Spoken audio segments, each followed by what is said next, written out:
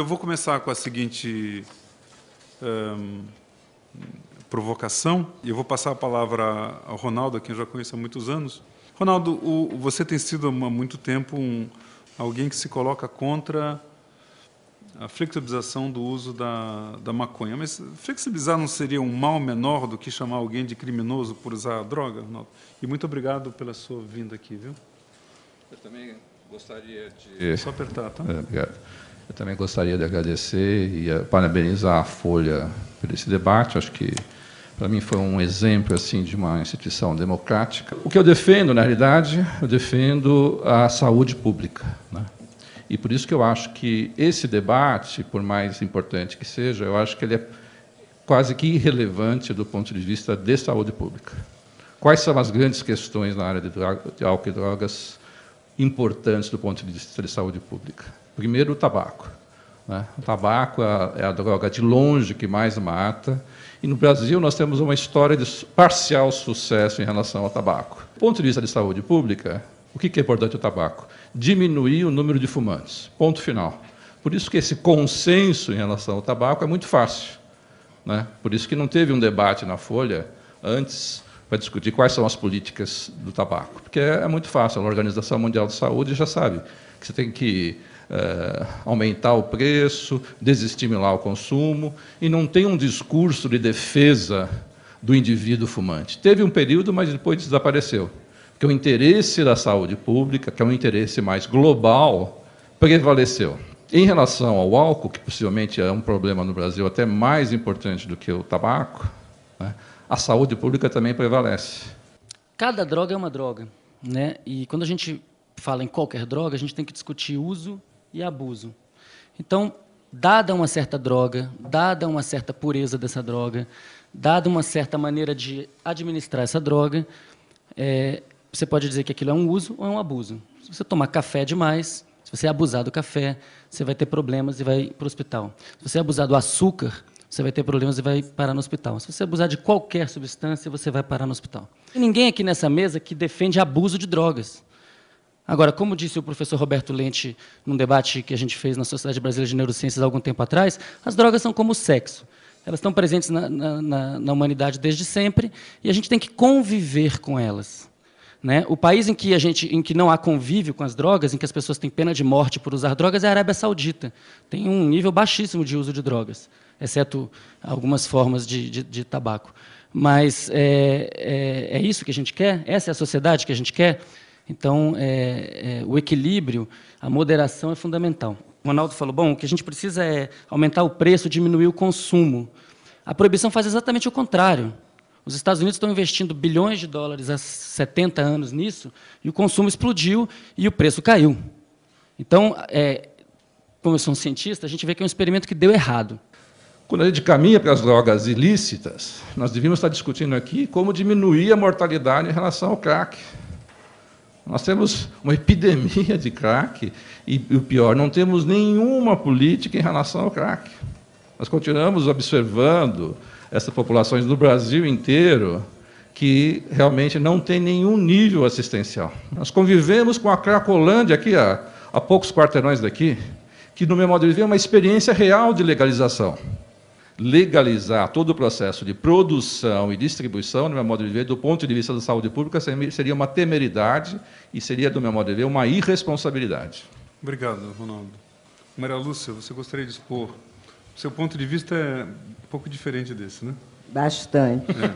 A proibição data de 100 anos. Né? As primeiras convenções, a nível global, as primeiras convenções internacionais datam de praticamente 100 anos. E o que aconteceu depois desses 100 anos ou depois desses 40 anos? O que aconteceu é que as drogas se tornaram mais baratas, mais potentes e mais acessíveis. O crack, por exemplo, é um produto da proibição. O próprio diretor da Polícia Federal, recentemente, em maio, no Rio de Janeiro, numa conferência internacional, reconheceu que o surgimento do crack foi um resultado da... Ele falava como se fosse um êxito, né? Que o surgimento do crack era, em grande parte, consequência de êxitos na repressão à cocaína. esse fracasso da guerra às drogas, esse fracasso da proibição, é apenas a constatação, né, uma constatação óbvia, da inutilidade, da insistência, da irracional insistência nessa política. O mais assustador, né, e o que precisa ser enfrentado, né, com maior urgência é o problema da violência. E essa violência tem provocado, né, inúmeras mortes, né, que são mortes de pessoas, são problemas, sim, de saúde pública. Né? Qualquer pessoa que morre é uma derrota para quem trabalha e para quem se preocupa com saúde e, portanto, com vida. Mas não bastasse a violência, né, que é natural em um mercado ilegal, é a própria saúde pública que é também afetada por essa proibição. Né? O fato da produção e do comércio serem ilegais conduz à total falta de controle de qualidade das substâncias proibidas. Um dos grandes enganos, uma das grandes falácias, uma das grandes mentiras da proibição é essa suposta pretensão, esse suposto objetivo de controlar, né, as drogas, de impedir que elas circulem. Né? A circulação delas é evidente. Por quê? Porque no mercado ilegal, na verdade, não há nenhum controle. A única forma de se controlar é legalizando. Legalizar significa exatamente regulamentar, regular e, portanto, controlar. Quem controla hoje o mercado são os chamados traficantes. E eles não estão preocupados, né? Evidentemente, quem está atuando no mercado ilegal, e mesmo quem atua no mercado legal também se preocupa muito mais com os lucros do que com eventuais considerações, né, com a saúde, com o bem-estar das pessoas. Né? Mas no mercado ilegal, mais ainda, né, não estão preocupados se o comprador tem 18 anos ou tem 10 anos. Né? Não está preocupado em melhorar a qualidade do produto que ele vai entregar ao consumo, ao contrário, ele vai se valer de misturas que vão render mais, né, e que tornam essas substâncias mais perigosas. Qualquer profissional da saúde deveria estar preocupado com isso. Né? É fundamental que as pessoas saibam o que elas estão ingerindo. E, no mercado ilegal, as pessoas não sabem o que estão ingerindo. E quem trata de pessoas que têm problemas decorrentes de drogas deveriam ter essa consciência de que, ao sofrimento dessas pessoas, se soma o sofrimento da marginalização, se soma o sofrimento da identificação de uma conduta criminosa, de uma conduta proibida. Um mínimo de compromisso com a saúde, com a vida, com o bem-estar das pessoas, passa pela legalização da produção, do comércio e do consumo de todas as drogas. Esse é o verdadeiro compromisso com o bem-estar das pessoas. Obrigado, Vilma.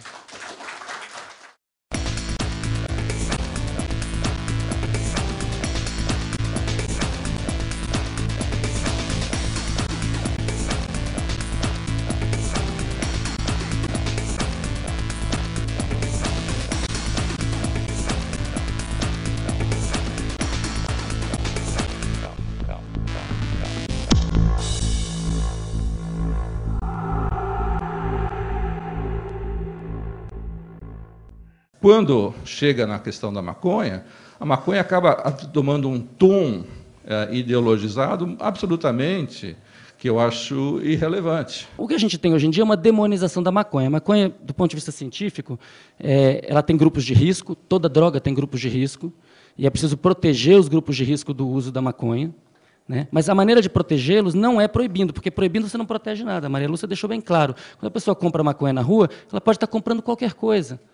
Né? E ela não tem, por exemplo, ela não tem como saber se a razão THC canabidiol é positiva ou negativa, é boa ou ruim. Se tiver muito THC, excessivamente, muito mais THC do que canabidiol, ela pode levar a efeitos psicóticos agudos. Tá? Se tiver mais canabidiol e menos THC, ela é segura. Agora, a pessoa, quando compra isso, não tem controle. Quando você compra cerveja, quando você compra tabaco, você sabe o que tem ali. E você pode escolher. Eu acho que, porque as drogas podem viciar e causar problemas psíquicos, é por isso que o uso da maconha, que é perigoso em qualquer quantidade, deve ser proibido. Eu acho que é porque as famílias que convivem com usuários se desintegram e se isolam, é por isso que o uso da maconha, que sempre é perigoso, deve ser proibido. Açúcar também faz mal. Pessoal, por favor. Sem dúvida nenhuma. Por favor, por favor. Só que tem uma questão, açúcar não é tóxico. Segundo lugar, nem é remédio. Usuários de açúcar não se unem por favor, por favor, por favor. Usuários de açúcar não se associam com outros usuários de açúcar para promover a legalização e o uso contínuo do açúcar. Usuários de açúcar, eu considero viver numa sociedade onde o uso de droga que afeta o tecido social não venha me afetar. Eu quero que isso ocorra. Eu sou corretor de seguros. Como corretor de seguros, muita gente me diz, drogas não me afetam. Não me venha dizer que drogas não te afetam porque você não usa ou ninguém na tua casa usa. Você está pagando isso no seguro que eu vendo. Qual é a tendência no mercado legal controlado pela sociedade? É a droga heavy, a droga pesada ou é a droga leve?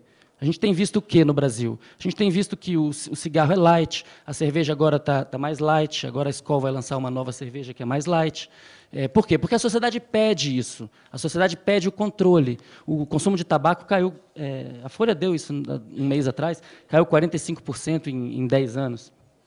Por quê? Porque a sociedade tem o controle. Você pode saber se o cara... tem um bafômetro para saber se o cara está dirigindo alcoolizado, e você pode sancionar isso. Isso é controle. Quando você não tem controle nenhum, quando é tudo às cegas, aí a gente fica numa situação em que fica todo mundo exposto. E aí, Marcos, a exposição não é só do usuário ou do dependente. Né? Lembrando que a maconha é estimado que 9% dos usuários viram dependentes. No caso do álcool, 15%. No caso do tabaco, 32%. Tá? Mas existe um problema da proibição, que é que toda a sociedade paga o preço. Quando a pessoa toma um tiro de bala perdida por causa da guerra contra a maconha, essa pessoa pode nunca ter usado nem café, e ela vai tomar um tiro. Então, o problema da proibição é que você transforma um problema que é localizado. Sim, existem pessoas que precisam ser protegidas da maconha? Sim. Assim como tem pessoas que têm que ser protegidas do leite, porque tem intolerância à lactose. Agora, você proibir e criar uma guerra e espalhar isso pela sociedade com tanta violência, para mim é um experimento completamente fracassado. E a gente precisa pensar o seguinte, o México ele está nos mostrando o que nós não devemos ser. Há 10 anos atrás, tinha 2 cartéis no norte do México em guerra, agora tem 7. Não passa uma semana sem que 10 ou 20 policiais federais sejam decapitados. 12 prefeitos assassinados esse ano. Como é que você controla isso? Corrupção generalizada. Quem viu Tropa de Elite 2 aqui? É um filme, um teorema. Tá certo? Quando você tem a proibição, esse dinheiro ilegal ele vai entrar em toda a sociedade, corromper tudo, até chegar às esferas de poder. Eu acho que a maconha precisa ser legalizada. É uma droga benigna, no sentido de que ela causa problemas de saúde muito menores do que drogas que são legais, e tem 100 mil pessoas no Brasil presas por tráfico de entorpecente. As estimativas do Ministério da Justiça não são... enfim, talvez a Maria Lúcia Cara tenha melhores números, mas cerca de 50% dessas pessoas estão ligadas à maconha. No México é assim também, nos Estados Unidos é assim também. O maior mercado de droga ilícita é o da maconha. Então, eu acho que, como o debate é sobre maconha, para mim está bem claro que esse é um caso simples. Legalizar pressupõe regulamentar. Então, eu não sou a favor de você legalizar a heroína para vender na rua. A heroína é uma coisa muito perigosa. Se a pessoa quiser usar heroína, ela precisa ser muito bem assistida. Maconha não é o caso. Tá? Eu acho muito mais perigoso o álcool do que a maconha. E agora, o mal que a proibição causa é tão pervasivo que, na minha opinião, a gente precisa agir rápido para que daqui a 10 anos a gente não esteja com um problema, seja em São Paulo, seja no Rio de Janeiro, semelhante ao que tem em Tijuana. Quer dizer, a sua posição é separar as drogas pelo seu grau de periculosidade. No caso da maconha, você acha que a proibição poderia causar a liberação causaria poucos danos à saúde pública? Seria essa a visão? Deixa eu colocar dessa forma. Gasolina dá barato. E gasolina é extremamente tóxico. Não tem ninguém defendendo o uso recreativo da gasolina. Eu não acredito, não conheci nenhuma pessoa que dissesse que quer legalizar o crack para usar o crack recreativamente. No caso da maconha, tem milhares e milhares de pessoas no mundo todo há décadas lutando por isso. Pessoas que precisam ser respeitadas. Existem dependentes que precisam de tratamento? Sim. Então, vamos tirar todo esse dinheiro da guerra contra a maconha e vamos jogar no atendimento público de qualidade para que essas pessoas, aquelas que desenvolvem a dependência, possam se tratar.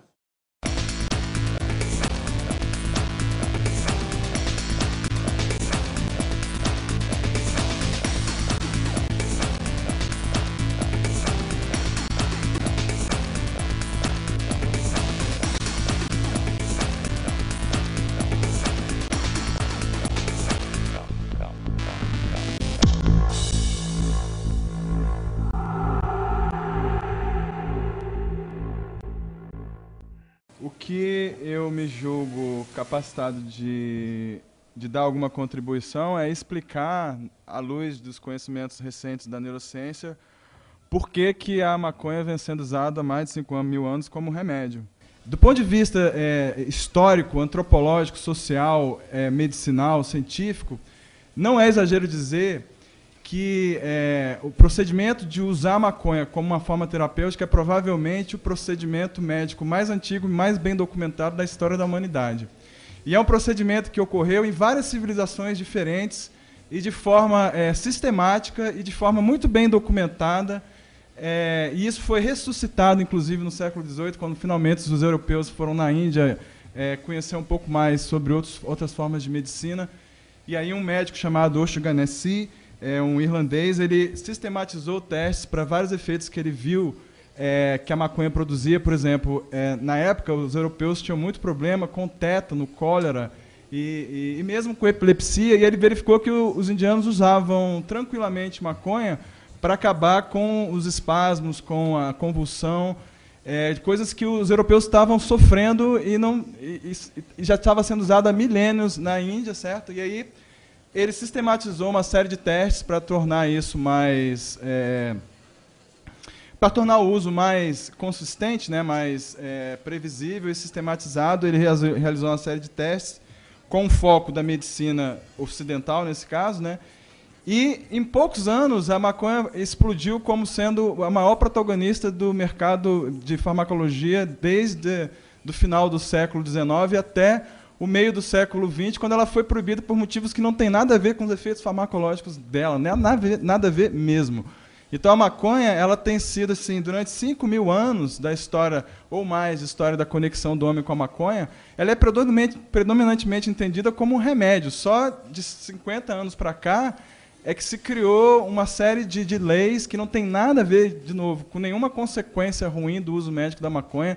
São interesses outros relacionados a fatores geopolíticos e interesses mesmo, enfim, que é uma questão mais histórica que não é a minha seara, mas o fato é que a minha seara é a neurociência e o entendimento da história da medicina, e dentro dessa seara você procura na história algum motivo para ter acabado o uso medicinal da maconha, e não existe.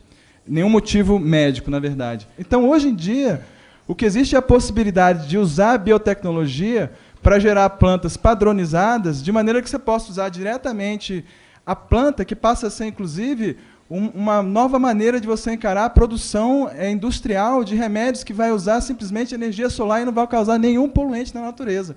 E você pode usar essa tecnologia, inclusive, para criar várias linhagens, por exemplo, de maconha, sendo que, porque ela tem 70 canabinoides diferentes, você pode criar uma linhagem que causa menos efeitos psicoativos, mas é mais sedativa. Você pode criar uma linhagem que é mais analgésica, uma linhagem que é antipsicótica, uma linhagem que é mais estimuladora do apetite, uma linhagem que é mais antiemética, uma linhagem que é mais anticancerígena, uma linhagem que é mais antiespasmódica, uma linhagem que é mais anti-inflamatória, uma linhagem que é mais broncodilatadora, uma linhagem que pode ser, inclusive, usada...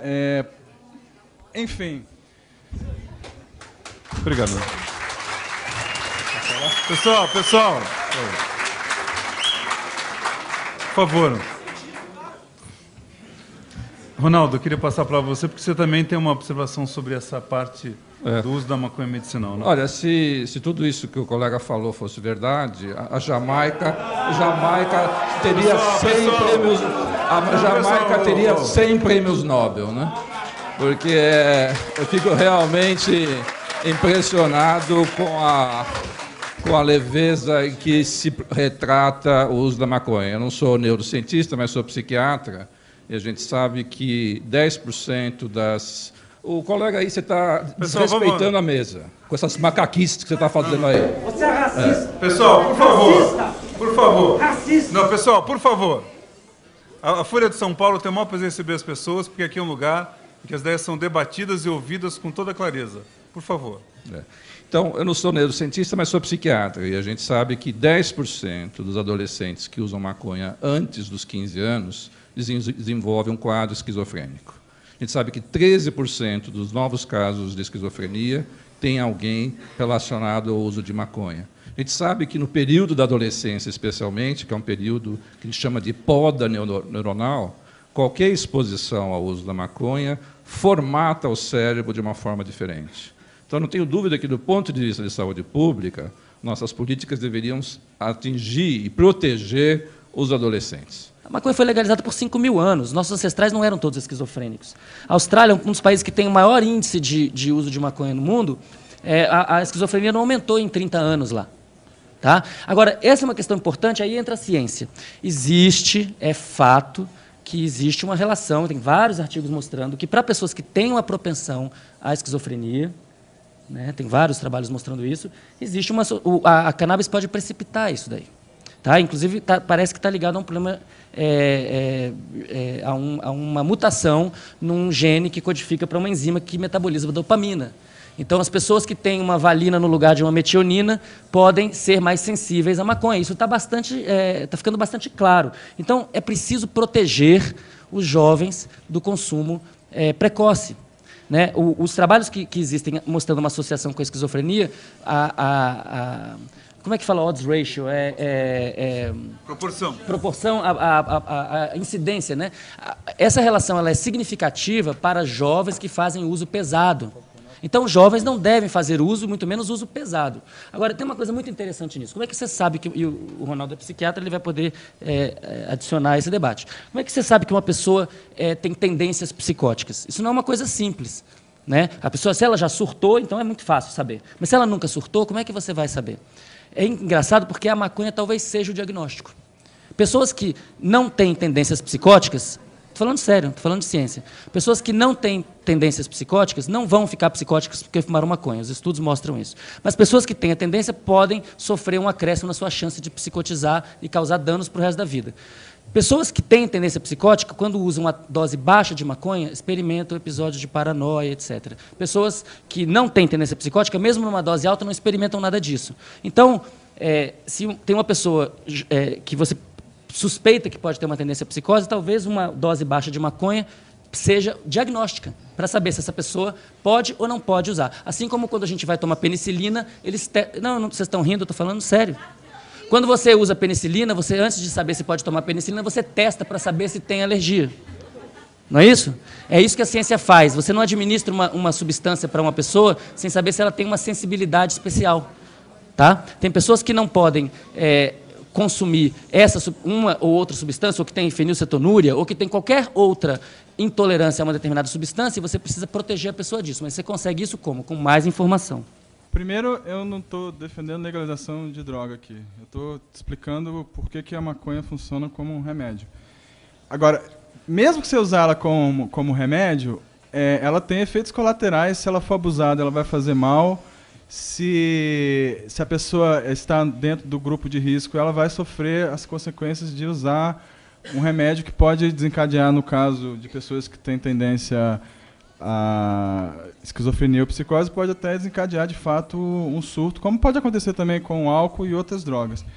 No caso da maconha, existe a maconha, eu sou, como cientista, eu tenho que confessar, eu sou um fã da maconha porque eu considero uma obra-prima da natureza. E uma das coisas que você pode fazer na maconha é balancear o conteúdo de princípios ativos de maneira que se aumente a quantidade de um antipsicótico que chama canabidiol, que reduz bastante, sobremaneira, a possibilidade de uma pessoa com tendência à esquizofrenia ter algum surto nesse sentido. Então, de fato, existe esse problema que o Ronaldo Laranjeira falou, e seria muito bom que as pessoas assumissem ou entendessem que existem pessoas que estão sofrendo e que podem parar de sofrer usando essa planta, inclusive com o benefício de poder modificar essa planta para diminuir o grupo de pessoas que podem sofrer algum risco dessa... porque existe mesmo. Tem grupos de risco para qualquer tipo de remédio.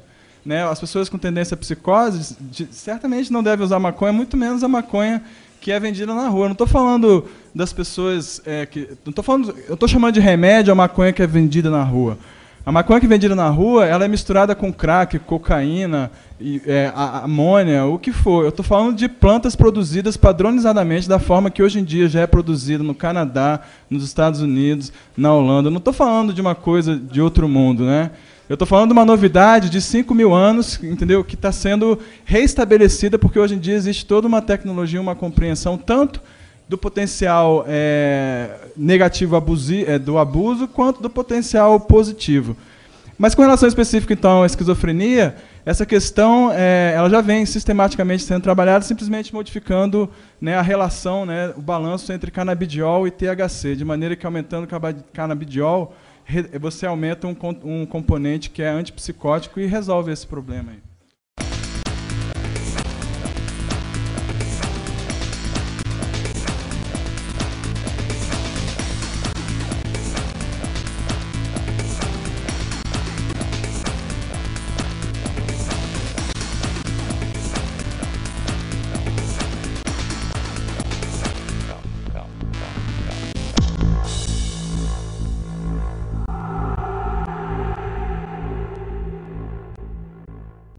Se você legalizar as drogas, você vai simplesmente criar dois mercados, o mercado paralelo e o mercado legal. Porque como é que você vai conseguir produzir uma maconha mais barata do que o mercado ilegal já produz? Um cigarro de maconha custa R$1. Você vai vender um cigarro de maconha a 50 centavos, porque se você vender a R$5, o mercado ilegal vai continuar vendendo. Mesmo na Holanda, que tem lá um mercado legal dos coffee shops, o mercado ilícito continua. A Holanda é um dos países onde mais tem apreensão de droga na Europa. Virou, na realidade, um país onde se produz a maior quantidade de êxtase do mundo é na Holanda. Então, você não resolve muita coisa com o processo da legalização. Ao defender a legalização, primeiro, você não tem nenhuma experiência internacional de uma legalização plena. Né? Mas a ideia, conceitualmente, é você, na legalização, criar dois mercados paralelos. Você tem vários exemplos disso. Quando você legaliza, por exemplo, o jogo, nas cidades que foram legalizado amplamente o jogo, você tem o jogo legal e continua tendo o jogo ilegal.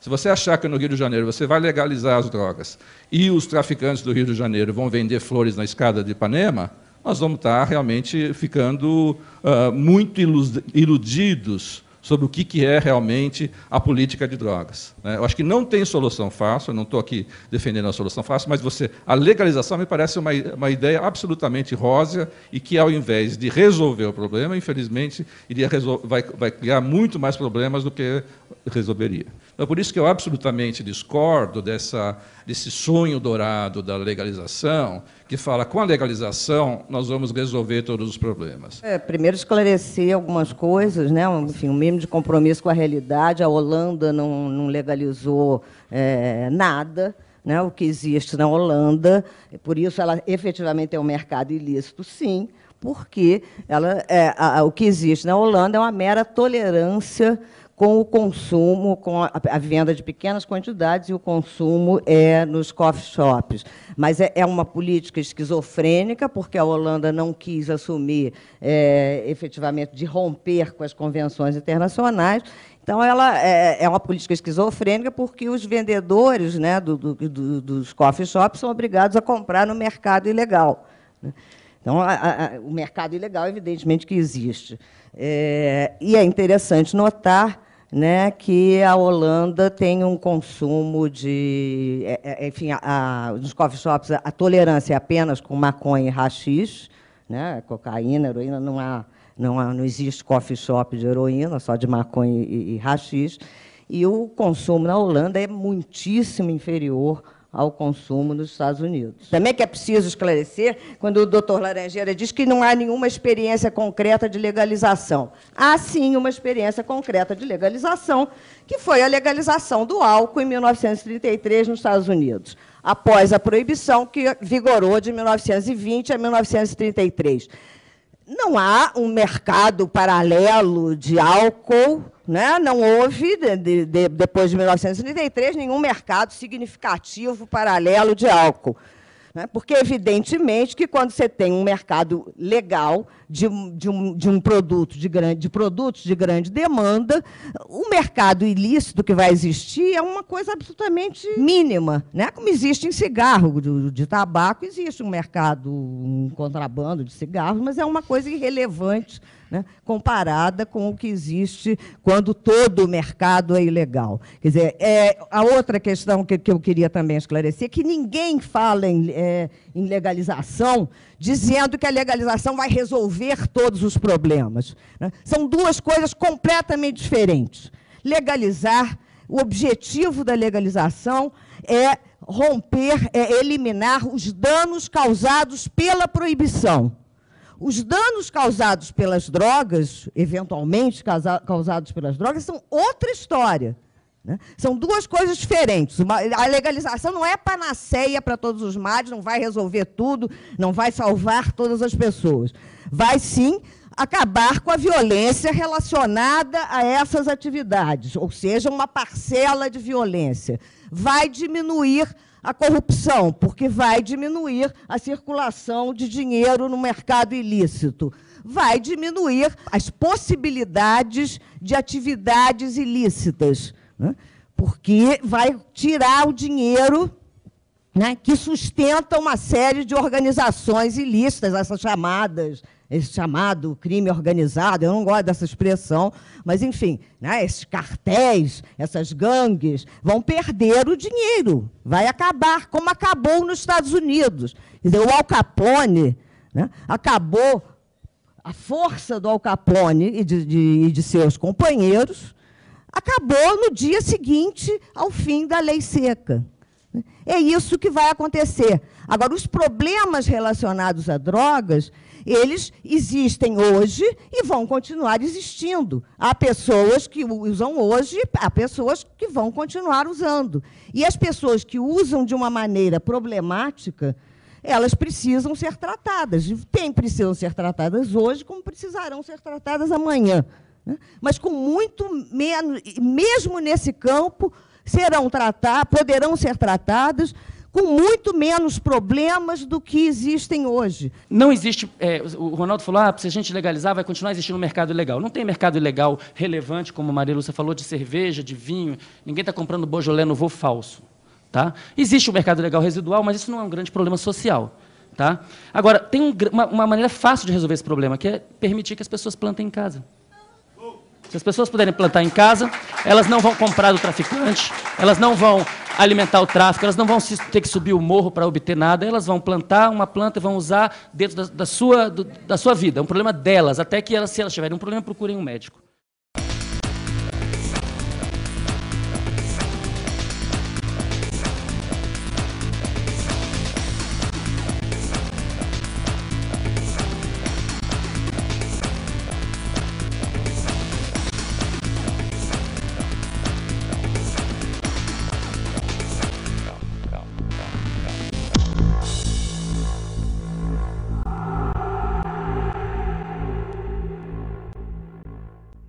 Eu discordo frontalmente, por exemplo, de políticas que permitam a plantação de maconha em casa. Porque não vai ser só aquele usuário de maconha que vai plantar 5, 3, 6 pés de maconha em casa. O que vai acontecer é que o próprio tráfico vai usar esse subterfúgio da lei e vai plantar grandes plantações da maconha em todo lugar. Se eu tiver que falar de um modelo que eu defendo, que vale a pena, que é um modelo pouco citado aqui no Brasil, que é o modelo sueco. Esse modelo sueco é de desestímulo constante ao acesso a qualquer droga ilícita. qualquer pessoa que é identificada como usuário de qualquer droga, ele vai ser estimulado fortemente, até imposto legalmente, para entrar em algum tipo de tratamento. No fundo, vai ser uma questão assim, qual é o tipo de sociedade que você quer vender, que você quer viver? Né? Você quer viver na Jamaica? Eu queria falar do caso da Suécia, Ronaldo. Quer dizer, qual é a situação da Suécia? Então, álcool e tabaco sofrem um cerceamento, que acho que todo mundo aqui concorda que é positivo, mas as outras drogas sofrem um cerceamento muito pior. Ora, aí você fala, então a gente tem que tratar. Se o cara está usando álcool, tudo bem. Você quer usar cigarro, você pode fumar na rua. Mas se você quiser usar maconha, você tem que ser internado. Isso é o paraíso dos psiquiatras. E isso não é legal. O legal é a isonomia. Então, eu sou totalmente a favor de ninguém poder fumar em recinto fechado. Fumar nada. Agora, se o cara quer fumar maconha no meio da rua, na casa dele, sem incomodar ninguém, sem causar nenhum problema para ninguém, ele tem o mesmo direito que um usuário de cigarro ou um usuário de álcool. No fundo, é um pouco assim, quais são os valores, que tipo de sociedade você quer viver? Numa sociedade que tolere completamente a droga, que acha que o acesso da droga vai continuar aumentando e que isso é desejável. O respeito ao indivíduo de usar a droga é um valor maior. Ou uma sociedade em que o respeito à vida seja maior e o controle social seja maior e o desestímulo ao consumo de maconha. Eu não sinto, na maior parte das pessoas que às vezes defendem a legalização, uma simpatia com o sofrimento dos dependentes químicos, das milhares de famílias, dos milhares de usuários de crack que estão aí sem nenhum tipo de cuidado. Isso parece que não emociona as pessoas a defender o cuidado com essas pessoas. E defende o direito do individual de se usar a maconha. Essa acusação, né, de que é uma acusação até que também se faz, muito comum em relação ao aborto também, né? E que, na verdade, só demonstra um descompromisso de quem faz essa acusação, né, que uma falsidade nesse assumir uma suposta defesa da vida, uma suposta defesa do bem-estar das pessoas, né? Porque simpatia com o sofrimento das pessoas implica em lutar para acabar com a violência que está tirando a vida de milhares de pessoas. Quer dizer, preocupação com os adolescentes não é apenas a preocupação com os adolescentes que abusam de drogas e que chegam a um quadro de sofrimento, que têm necessidade de procurar tratamento psiquiátrico ou amparo em qualquer instituição acolhedora. Preocupação com os adolescentes é também a preocupação com os milhares de adolescentes que estão sendo mortos nessa guerra insana, nociva e sanguinária. É a preocupação com os meninos do Rio de Janeiro, os meninos que estão nas favelas do Rio de Janeiro, se enfrentando, né, enfrentando a polícia, se matando entre si, né? Isso é preocupação também com as pessoas, né? E esse sofrimento que atinge esses meninos, como atinge também as famílias desses meninos. Não são só os eventuais adolescentes que abusam de drogas e procuram instituições, que têm famílias que sofrem. Os meninos das favelas do Rio, discriminados, chamados de narcotraficantes, né, chamados de monstros, eles também têm mãe, também têm pai, também têm tios, também têm avós que estão todos sofrendo, né, nessa violência inútil, né, provocada por essa guerra às drogas.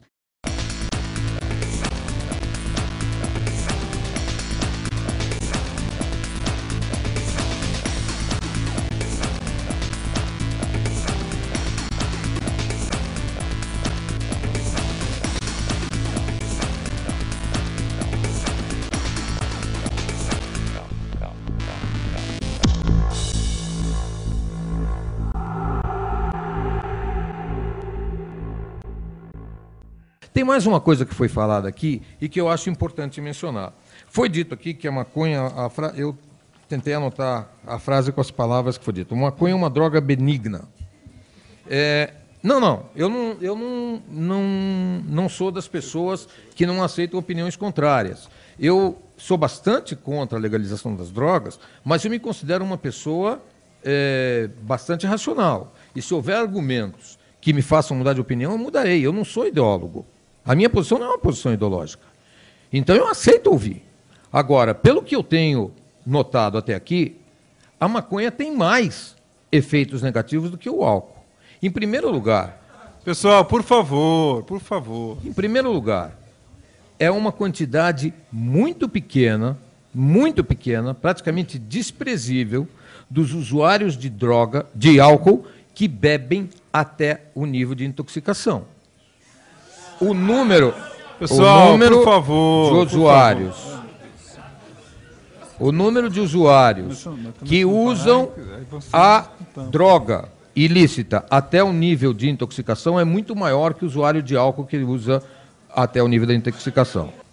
Existe um pensamento mágico, viu, Marcos, de que eu acho que a gente tem acordo em que é preciso impedir o abuso. Mas como é que se impede o abuso? Acho que, com relação ao objetivo, talvez tenhamos todos o mesmo objetivo. Agora, como é que a gente chega lá? O pensamento mágico é que a proibição impede o abuso, e não impede o abuso. É somente na legalização regulamentada que a gente pode tentar impedir o abuso, através da educação. O que impede o abuso é a pessoa entender... Isso aconteceu com álcool. Deixa eu só terminar. Não. Deixa eu só terminar. É a pessoa entender que aquela substância pode ser usada em determinadas circunstâncias, em outras não, em determinadas doses, em outras não. A legalização tem a ver com educação, tem a ver com as pessoas realmente entenderem o que estão usando.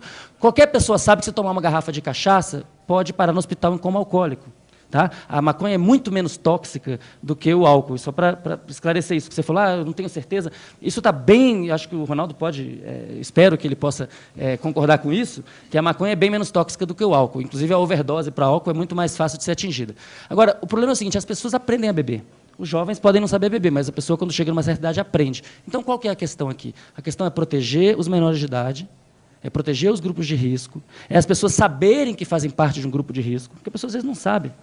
E a gente permitir que os adultos façam o uso responsável do seu próprio corpo. Isso é fundamental, porque senão a gente, se eu for usar esse argumento, eu vou dizer, então agora eu vou reprimir. Um bom exemplo, uma boa questão é a comparação entre o custo médico, a carga da doença, né, que leva em conta o custo de hospital, que leva em conta a mortalidade, a morbidade. Na Austrália, que é um país que tem um uso alto de cannabis, o custo médico, a carga médica da maconha na Austrália é de 0,2%. Tá? Do álcool, está aqui na minha frente, é 10 vezes mais do que isso. E muito maior do que isso é o que está ligado à obesidade. Agora, a gente vai proibir as pessoas de comerem? Não, a gente tem que esclarecer. A gente tem que educar. O Renato falou aqui algumas coisas que eu acho maravilhosas e importantíssimas. É verdade que há muitas substâncias positivas na maconha. Mas, e eu não sei se você falou, infelizmente eu estava fazendo algumas anotações e talvez perdi uma parte do que você falou pela concentração nas anotações, as substâncias positivas dentro da maconha são positivas enquanto isoladas. Porque a maconha, por exemplo, ele mencionou a amônia. Né? A maconha tem 20 vezes mais amônia do que o cigarro. 20 vezes mais amônia. Não, peraí, a amônia é colocada artificialmente na maconha. Hã? A maconha é colocada artificialmente na maconha. Sim, que vende no... A maconha tem... Agora, nós já temos substâncias tiradas da maconha que têm efeitos terapêuticos, sim. Se alguém disser que o marinol não tem efeito terapêutico, é estúpido. O marinol é o THC sintetizado, que é usado para alívio da dor, é usado para alívio de efeitos de quimioterapia, é usado para alívio de náuseas. Agora, a grande maioria dos usuários não quer marinol, porque marinol você toma um comprimido, ele quer fumar. E quando ele fuma, ele não está recebendo só o THC, ele está recebendo um montão de outras substâncias nocivas, sim. Absolutamente nocivas. Isso eu acho que todos aqui na mesa já concordaram com isso. Não, então, eu não concordo, não. Um exemplo que foi citado aqui, que é o marinol é THC, né? O THC é o principal componente psicoativo da maconha. Aí tem uma questão. Quando, por exemplo, uma forma de usar o THC é para ele aliviar o sofrimento de pessoas que estão fazendo quimioterapia, que é um sofrimento, não tenho dúvida, terrível. Muitas mães certamente não hesitariam em dar maconha para o filho se soubessem que o resultado seria o que de fato é, um resultado de alívio completo desse sofrimento, que é o seguinte: a pessoa toma a quimioterapia, na verdade o que ela está fazendo é estar tomando um veneno. Só que é um veneno que está no corpo dela para impedir que células se reproduzam, só que impede que todas as células reproduzam, inclusive o câncer. Então, é um tratamento que, na verdade, só está estacionando a pessoa numa condição de doença para prolongar a vida dela, mas é um mal-estar muito grande e a pessoa tem um enjoo tão grande que ela não consegue nem, às vezes, engolir uma pílula. E o que acontece é que, mesmo que ela engula uma pílula, por exemplo, de THC, o THC ele é fantástico porque, ao mesmo tempo que ele inibe completamente a sensação de náusea, ele aumenta o apetite. E não só aumenta o apetite no sentido do comportamento apetitivo, de ir buscar, de ansiar pela comida. Ele aumenta o gosto que a pessoa tem, o prazer que ela tem comendo e demora mais para a pessoa se sentir saciada. Então, efetivamente, as pessoas que usam o THC para tratar a quimioterapia, elas têm uma melhora não só de ganho de peso, mas de prognóstico, porque, obviamente, há um ganho de qualidade de vida. Mas qual é o problema do THC para muitas dessas pessoas? O problema é que o THC, quando você toma uma pílula de THC, o que você está tomando é um padrão de dose que foi tirado por uma estatística de um grupo muito grande de pessoas, que não é você, para que tenha uma janela terapêutica no qual qualquer pessoa que tome de um determinado peso vai funcionar. Agora, acontece que, normalmente, o efeito colateral do THC puro ele é muito pior do que o efeito colateral que a pessoa obtém quando ela inala a maconha. Por quê? Porque, primeiro, o THC puro ele não tem contrabalanceados efeitos ansiogênicos que ele tem quando ele está administrado junto com o canabidiol, que é um ansiolítico e um antipsicótico que está presente na maconha. Outra coisa é que, como a pessoa toma uma dose que vai demorar a fazer efeito e é uma dose mais ou menos chutada, essa pessoa ela acaba reclamando muito, isso é pesquisa, elas reclamam que o efeito de sonolência é muito mais forte quando elas tomam o THC. Por quê? Qual é a comparação que tem? A comparação é usar a planta maconha padronizada, claro, tem que ser uma linhagem de planta padronizada, vaporizada. O que é vaporizar? A planta ela é aquecida a um ponto onde ela libera os princípios ativos que ela possui, então você obtém um extrato gasoso de maconha. É isso que o vaporizador faz. Quando a pessoa inala esse extrato gasoso de maconha, ela instantaneamente vai sentir o efeito, porque a via pulmonar é uma das vias mais eficientes que tem de administrar uma droga em uma grande quantidade, porque a área de superfície, né, entre os alvéolos e a circulação é muito grande. Então, com isso, a pessoa consegue dosar para o seu próprio problema, porque o que importa na farmacologia, a grande vantagem da farmacologia, de você ter sistematizado o isolamento de um princípio, é você poder ter uma relação dose-efeito conhecida. E, no caso, o uso inalado da maconha é o primor dessa possibilidade, porque o efeito é o bem-estar que a pessoa está procurando tomando a droga. Como inalando ela tem um efeito em cerca de 10 segundos, ela consegue dosar o mínimo que ela precisa para aliviar o sofrimento do mal-estar e poder, então, se beneficiar do efeito terapêutico da maconha sem ter o problema de arcar com o efeito danoso não, inconveniente do excesso de sonolência que a pílula de THC causa. Quando você isola o THC, você está perdendo uma série de interações sinergísticas com outras moléculas que potencializam efeitos benéficos dele. E, por outro lado, está tendo a perda de interação de moléculas que contrabalanceiam efeitos indesejados do THC. Como eu disse no início, quando você não tem nenhum controle sobre a planta, isso obviamente causa problemas. Mas hoje em dia que existe toda uma biotecnologia extremamente avançada no Brasil, inclusive, é relativamente simples você produzir plantas balanceadas para você otimizar para aquela determinada função. Entendeu? Por exemplo, se você quer usar uma planta para facilitar a vida de uma criança que é epilética, a epilepsia, ela, além de ter as inconveniências, por exemplo, da convulsão, se ela for muito severa, ela causa dano cerebral, certo? E esse dano é progressivo. Então, é preciso se avaliar a relação custo-benefício da maneira como você pode medicar essa criança. Em alguns casos é tão severo que eles removem um hemisfério inteiro da criança para que ela não sofra as consequências de ter esse hemisfério propagando a convulsão para o outro e destruindo o cérebro. Então, você tem que balancear como que você vai cuidar de uma criança, um problema neurológico, que é um problema crônico. Qualquer remédio que você for dar para reduzir convulsão, ele certamente vai reduzir determinados desempenhos cerebrais. Então, você tem que contrabalancear custo-benefício. Renato, tudo bem. Então, o que eu queria dizer é que mesmo nesses casos, você pode, então, mais um exemplo onde você pode reestruturar a proporção de componentes da maconha e tirar vantagem desta mistura, porque a mistura ela vale mais do que a soma das partes. Às vezes não, às vezes é melhor você isolar quando você quer um efeito isolado, mas nem sempre é o caso. E a gente tem que perder o preconceito de tirar vantagem da sabedoria de bilhões de anos de evolução e juntar essa sabedoria com a sabedoria da tecnologia que a gente tem hoje em dia, e eu acho que do ponto de vista de farmacologia, a maconha está no fronte realmente de um reentendimento, terceiro milênio do uso da ciência e do conhecimento, enfim, do resultado da própria evolução. Obrigado, Renato.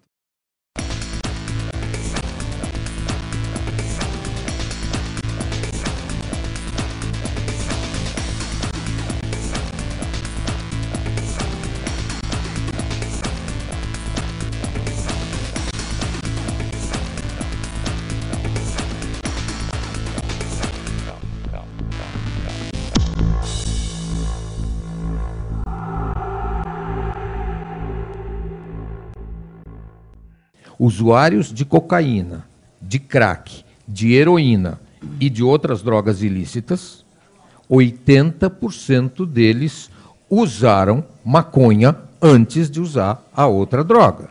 Então, qual é o motivo? Não dá para saber. Ninguém pode dizer que o sujeito foi usar cocaína ou crack porque ele usou maconha antes. Se alguém disser isso, é um cara sem nenhum apoio na realidade, passa a ser uma questão ideológica. Então, não dá para dizer que foi porque usou maconha que foi usar crack. Há uma correlação clara. Agora, o motivo da correlação não é conhecido. Existem vários estudos mostrando que a primeira droga ilícita que as pessoas usaram é a maconha, até porque ela responde por 50% do mercado. Mas a primeira droga não é a maconha, a primeira droga é o álcool ou o tabaco. Tá?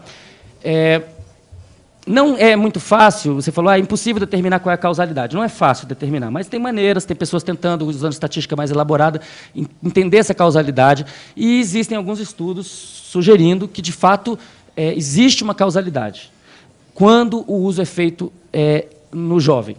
Tá? Isso, inclusive, em modelos animais. Então, se você pega um animal adulto e administra cannabis, ele não se torna mais facilmente usuário de outras substâncias, tá? Usando modelos de laboratório. Mas se você faz isso na infância, na adolescência do animal, isso se verifica. Essa é a ciência que a gente tem hoje. Pode ser que mude daqui a 5 anos, mas hoje isso sugere que, de fato, a gente precisa proteger os jovens dessas drogas. Todas. Álcool, tabaco, todas. Agora, qual é a solução? É proibir todas as drogas ou é regulamentar todas as drogas? E aí, só para terminar, a questão da porta da saída. Tem dois estudos que são interessantes aqui. Um é o estudo feito pelo Dr. Dartil Xavier com usuários de crack aqui em São Paulo, tá? Que é um estudo observacional, foi um estudo observacional. O que se verificou é que aquele grupo de usuários de crack atribuíram à maconha a sua liberação do crack. E se a pessoa tiver que escolher entre crack e maconha, é bem evidente que ela deve escolher a maconha. E, no caso desse estudo, parece que elas abandonaram o uso da maconha também.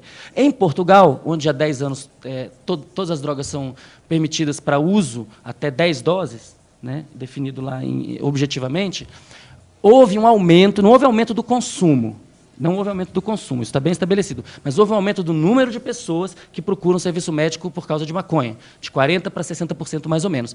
E de heroína caiu pela metade. Então, tem várias coisas sugerindo que a maconha pode ser uma porta de saída para essas drogas pesadas. E isso precisa ser pesquisado. Esse país precisa pesquisar. Nosso país precisa pesquisar isso daí, porque o crack, de fato, está se tornando um grande problema. Como é que você tira o cara do crack? Se for através da maconha, que seja, mas a gente precisa, para saber se a gente precisa pesquisar, precisa desembargar a ciência, essa pesquisa, porque essa pesquisa está proibida. Acho que o único consenso que existe nessa área é que você fazer o que a gente chama de uma despenalização do usuário. Porque a penalização do usuário é uma coisa recente na literatura, nos últimos 40 anos. Mesmo na lei seca americana, quando foi uma proibição total, não tinha uma penalização de quem bebia. Você tinha uma penalização de quem produzia e distribuía.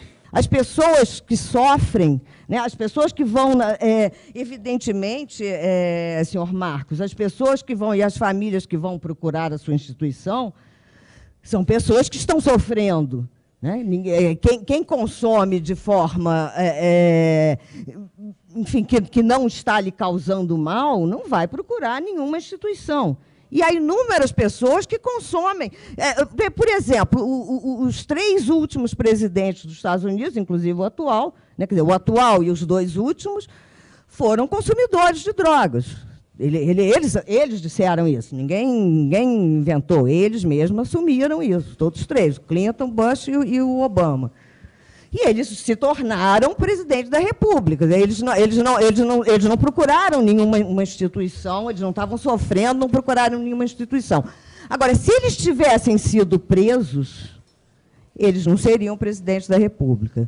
Né? Como diz o Jack Cole, que é o presidente da LIP, alguém pode superar uma adição, uma dependência, mas ninguém se consegue superar uma condenação criminal. Obrigado. Então, ao sofrimento, né, ao sofrimento dessas pessoas que abusaram de drogas, ou que seus familiares abusaram de drogas, a proibição acrescenta o sofrimento da repressão, o sofrimento da marginalização, o sofrimento da prisão. Portanto, quem tem compromisso com as pessoas, quem tem compromisso com o bem-estar das pessoas, quem tem compromisso, quem tem solidariedade com as pessoas, há de repensar essa política nociva, essa política sanguinária, essa política danosa, traduzida numa expressão que diz tudo. Guerra. Guerra é ruim em qualquer hipótese. Obrigado. Bom, o debate é ótimo, né? Tem um monte de coisa. Eu acho ótimo que a gente tem alguns pontos de concordância. Todo mundo aqui na mesa disse que não é a favor de usuário ser preso. Então, acho que todo mundo na mesa é a favor de mudar a lei. Porque a lei atual é a seguinte: o usuário não é preso, mas quem define se a pessoa é usuário ou não é o juiz, baseado na decisão arbitrária do juiz e não numa quantidade ou em alguma coisa objetiva. O usuário de classe média não vai preso. Se vai preso, logo ele é solto. O usuário pobre, ele vai enquadrado como traficante se ele tiver 3 baseados e, quando ele vai para a prisão, acho que todo mundo também concorda, ele não vai sair melhor de lá. Então, isso é um ponto de concordância. Essa lei precisa mudar, é uma lei ambígua.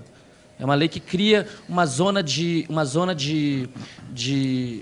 risco, especialmente para aqueles que não têm proteção legal, que são os mais pobres. Né? Então, nesse sentido, é uma lei que melhorou a situação do usuário em tese, mas na prática ela pode ter piorado, porque ela se tornou mais dura com o traficante e o usuário pobre pode ser facilmente enquadrado como traficante sem direito à defesa.